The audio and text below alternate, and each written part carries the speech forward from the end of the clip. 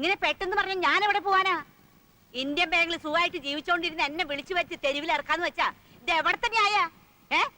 ഓ, ആ സദാശിവമ്പിള്ള സാറിന് പണ്ടേ എന്നോട് വിരോധം. പക്ഷെ ഈ കൊലച്ചത് നീ വിചാരിച്ചില്ലടി.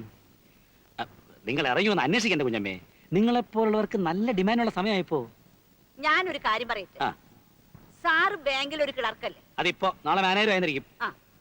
ഏത് ബാങ്കിലാ ഒരു മാസത്തെ നോട്ടീസ് ഇല്ലാതെ ആളെ പിരിച്ചുവിടുന്നത്? ബാങ്ക് പോലാണോ വീട്? എനിക്ക് ബാങ്ക് പോലെ എന്റെ വീട്. ഇതെന്തൊരു കഥയാ? ഇനി ഒരു ജോലി തേടി പിടിക്കണ 2 മാസാവും. അത് വരെയുള്ള കാശിന്റെ അടുത്ത് ചെയ്യാത്ത ജോലിക്ക് കാശോ?